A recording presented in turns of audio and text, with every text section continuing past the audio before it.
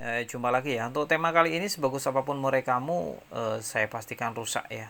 Jadi untuk hal-hal apa saja yang menyebabkan murai batu kita rusak ketika kita rawat baik-baik, tapi ada hal-hal yang menyebabkan murai batu kita rusak ternyata. Terkadang hal demikian itu tidak kita sadari bahwa kita melakukan apa yang malah merusak murai batu. Contohnya adalah kita melombakan murai batu dalam keadaan bulu basah. Untuk melombakan burung murai batu dalam keadaan bulu basah ini sangat sekali beresiko pada burung murai batu kita. Jadi harus diwaspadai, harus hati-hati. Untuk kerusakan ringannya ya paling kalau kita melombakan burung murai batu yang masih basah nanti akan mabung kembali. Nah itu rusak ringannya. Tapi kalau rusak fatalnya, murai batu kita akan terkena mentalnya. Murai batu itu kalau lomba agar biasa on fire, maka dia juga harus recovery yang namanya tenaga, faktornya, masterannya, nutrisinya juga. Semua harus benar-benar disiapkan. Jangan sampai kita melombakan burung murai batu yang belum dalam keadaan siap. Wah, ini sangat berisiko sekali, bisa merusak murai batu kita dalam jangka panjang nantinya.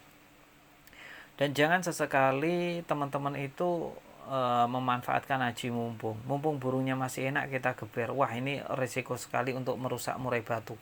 Jangan sesekali demikian. Yang pertama tadi bulu masih basah. Burung murai batu yang bulunya masih basah lantas kita melombakan. Wah, ini bisa berdampak fatal pada burung murai batu di masa mendatang, karena murai batu yang bulunya basah itu kondisinya itu belum kembali 100%. Burung yang belum kembali ke 100% lantas dia dipaksa untuk bertarung melawan musuhnya yang hebat-hebat, kadang terahan nasional juga diikut sertakan. Wah, ini bisa berdampak negatif untuk burung murai batu di masa yang akan datang. Terus burung murai batu masih dokor. Untuk burung murai batu yang masih dokor ya jangan dilombakan. Mungkin kita terkadang bingung menentukan ekor jagonya ini udah mentok apa belum, kan kita nggak tahu ya. Burungnya juga nggak ditangkap, kalau ditangkap nanti takut stres karena banyak sekali burung murai batu yang ditangkap malah jadi stres, malah tidak bisa dilombakan. Itu banyak sekali ya teman-teman, banyak sekali. Jadi kita memang harus benar-benar ekstra hati-hati dalam merawat burung murai batu, apalagi kalau kita melombakan burung murai batu itu tidaklah mudah, karena kalau kita mau juara maka kita harus mengalahkan semua orang baru kita bisa juara. Nah, untuk mengalahkan semua orang itu kan kita perlu yang namanya tadi persiapan ya. Entah itu dari murai batunya yang bagus, dari strategi nutrisinya, dari strategi rawatan harian, dari strategi-strategi yang lain seperti konsep-konsep metode Menpack tadi tentang ego dan ambisi keempat. Nah, ini jadi kunci penting untuk kita merawat atau memenangkan di setiap perlombaan. Jadi ketika kita berangkat ke lomba, kita juga sudah membawa kepedean atau ikatan chemistry dengan burungnya. Wah, burung saya udah istirahat cukup nih. Dipastikan nanti kalau lomba langsung bongkar materi, tidak ada istilah jeda atau ngetem ya, atau apalagi pasang badan. Jadi burung ketika buka kerodong cantolin langsung kekek bongkar materi. Itu yang diharapkan oleh semua orang ya, semua dari penghobi burung murai batu, khususnya pada kicau mania. Nah, untuk murai batu yang gampang banget merusak ya tadi, over lomba itu sangat-sangat berisiko sekali untuk merusak murai batu teman-teman ya. Tapi untuk murai batu yang bagus sekalipun itu juga bisa berdampak buruk ketika kita melombakan dalam keadaan yang belum fit. Jadi untuk melombakan burung murai batu memang harus dalam keadaan on fire, keadaan dia paling prima, paling staminanya paling oke, pemasteran juga sudah diberikan.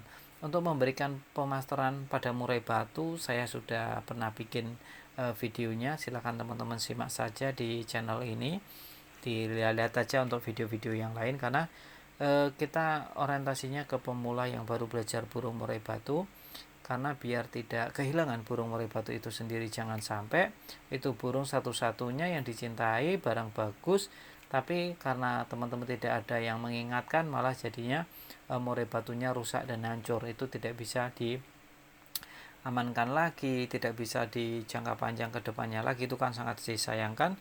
Apalagi ketika kita tidak memiliki uang, hanya uangnya sedikit itunya, itu pun dibelikan untuk burung murai batu. Wah, ini sangat disayangkan sekali.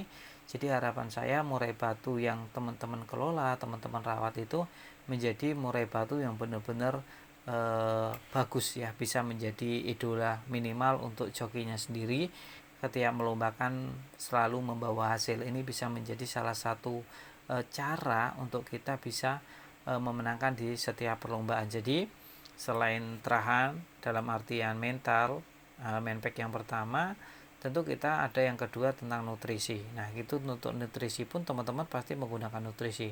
Terus yang ketiga pola rawatan ya teman-teman, apalagi yang punya joki khusus, dia malah yang ngerawat murai batu tadi untuk pemberian EF di pagi hari juga tentunya bisa memberikan impact yang bagus untuk murai batu kita ya.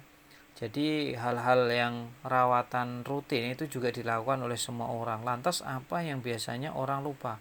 Ego dan ambisi, metode manpack yang keempat. Jadi teman-teman tinggal mengandalkan strategi, kapan berangkat ya, kapan istirahat ya. Jika teman-teman ingin memenangkan di setiap perlombaannya, maka gunakanlah strategi itu, karena itu bisa berdampak baik ke depannya untuk murai batu kita. Murai batu kita juga tidak gampang rusak, murai batu kita juga istirahatnya cukup, belum lagi pemasteran juga bagus banget. Nah itu ya teman-teman yang perlu dicatat dan digarisbawahin. Jadi untuk murai batu ya jangan terlalu sering dilombakan, apalagi kalau burungnya masih di bawah 4 tahun. Wah, itu bisa berdampak kurang bagus pada kelangsungan murai batu di masa yang akan datang. Sebagai perawat kita juga tidak boleh ambisi atau ego ya.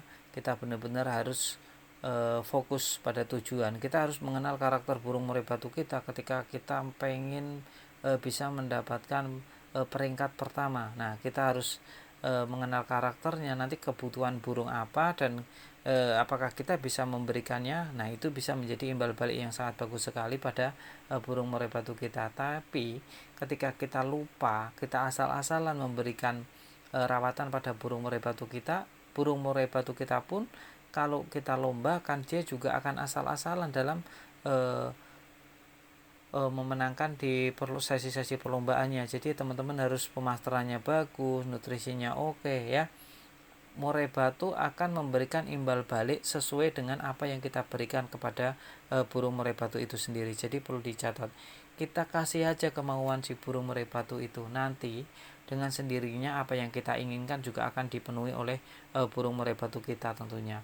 Nah itu yang perlu dicatat teman-teman, dijaga baik-baik burung murai batunya, jangan sampai rusak ya. Untuk teman-teman yang sudah bergabung, yang belum subscribe, silahkan subscribe terlebih dahulu. Kita mau masuk ke penutup ya teman-teman ya. Kita ucapkan terima kasih untuk teman-teman yang baru saja pada subscribe, yang belum subscribe ditunggu ya.